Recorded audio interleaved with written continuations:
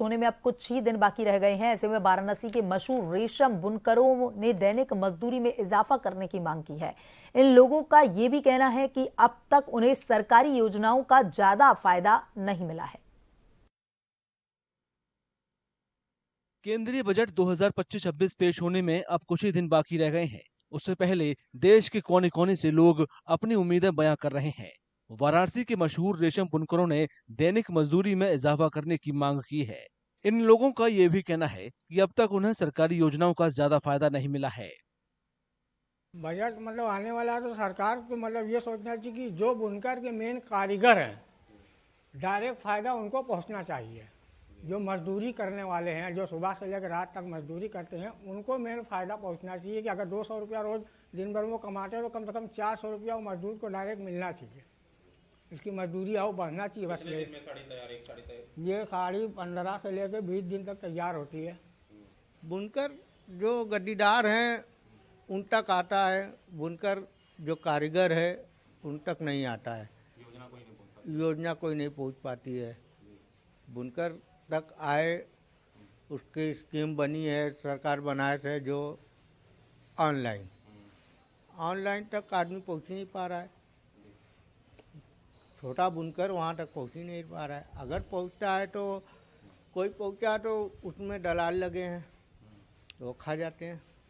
रेशम व्यापारियों और निर्यातकों का कहना है कि बुनकरों की स्थिति कई सालों से ऐसी ही बनी हुई है। उनकी मांगों पर अब तक सरकार ने ज्यादा ध्यान नहीं दिया है।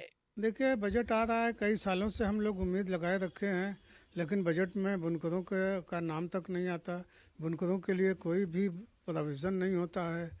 बहरहाल हम लोग फिर उम्मीद लगा के बैठे हुए हैं कि इस दफ़ा कम से कम बुनकरों का नाम लिया जाएगा और बुनकरों के लिए कोई ना कोई स्कीम जो है लॉन्च की जाएगी और प्रोवाइड की जाएगी, तो जिससे बुनकरों का आर्थिक और सामाजिक लाभ हो सके। क्या स्थिति है इस समय बुनकरी के धंधे में? देखिए, बुनकारी के धंधे में अभी तो जबकि पीक पीरियड है लेकिन मद्दा चल रहा है।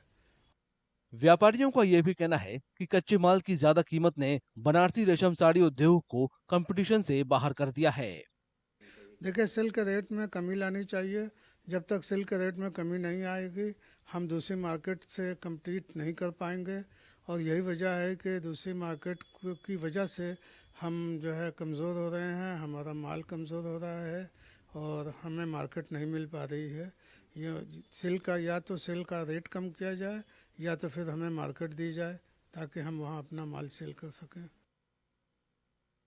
कुटीर उद्योग बनारसी रेशम शिल्प कभी राजाओं और रईसों की पसंद हुआ करती थी।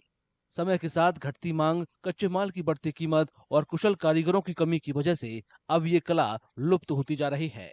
बुनकरों और व्यापारियों का कहना है कि अगर सरकार इन चुनौतियों से निपटने के लिए कोई बड़ी योजना नहीं लाएगी तो बनारसी रेशम शिल्प कला पूरी तरह से विलुप्त हो जाएगी।